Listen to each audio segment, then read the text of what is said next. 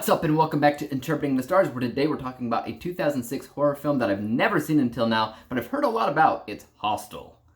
The main thing that I knew about this film was that it was gory, and that's it. Depending on the concept, I can love or hate gory films. For instance, the Saw franchise and even the Final Destination series are guilty pleasures for me. And I wanted to see if I could add another franchise to that list. It all comes down to the concept. It's time to deracinate these American tourists and chop them up into little bits, and let's get cracking. This review is brought to you by the word of the day, deracinate. To remove or separate from a native environment or culture. Hostel is about a couple of perverted tourists scouring Europe for the hottest babes when they are informed about a hostel in Slovakia where all the ladies are willing and ready to do whatever they want. Upon arriving, everything seems to be exactly as described, but trouble brews up when an underground torturing organization starts picking them off one by one in horrific fashions. So this is a weird movie. Apparently Eli Roth came up with the idea after seeing a very real website that offered people the ability to travel to Thailand to shoot tourists in the head if they paid $10,000 first. So essentially this film goes off that idea where elite rich people pay to kill tourists and get a thrill from taking somebody else's life. That's the entire concept, which kind of reminds me of The Hunt, except that it wasn't tourists being hunted, but rather people in a certain political party. And that was more of a satirical comedy, while this was horror. Parts of this concept I liked, parts of it I didn't. I've always kind of had a problem narratively about people killing strangers for no other reason than excitement. But it gets a little bit worse than that, because this is an organization. There's a lot of pieces to the puzzle that have to work exactly right without fault for this business to stay hidden. There's a lot of people connected, and they all seem to be everywhere, and that's a ton of people, not just one wacko that wants to kill strangers.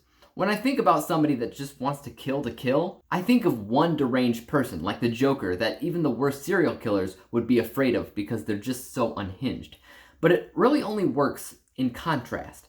So there's one evil person, the ultimate evil. Hostel goes off the idea that, there's a ton of people, there's an unlimited amount of people like this, and I think it actually lessened the appeal. Not only that, but I had to look up the movie's Wikipedia page to fully understand what was actually happening here, because the film doesn't really offer you any explanation or exposition. For the most part, you just have all these people getting tortured, and it really seems like there's no point behind any of it. That it's, literally gore to be gore, and that's it, which I absolutely hate. At least in Saw, which is one of the goriest franchises of all time, there's an ideology behind it all that you can almost understand. Thank you, Tobin Bell. But I did say that there was parts of this film that I did like, and that mostly had to do with the pacing. I was really unsure about everything until the halfway point when things really start to pick up, and out of nowhere, you find somebody that you can root for.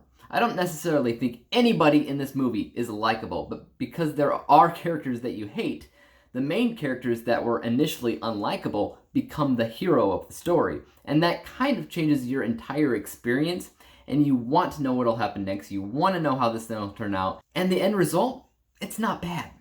In a strange way, it's kind of satisfying. I really wonder about the rest of the trilogy though. So before I talk about my end score, if you guys have seen the entire trilogy, is this series worth it? Does it get better over time? Does it get worse? Or does it relatively stay the same? Also, would you recommend the other films? Let me know. And as for the end score, this is something that my biased and unbiased scores agree on.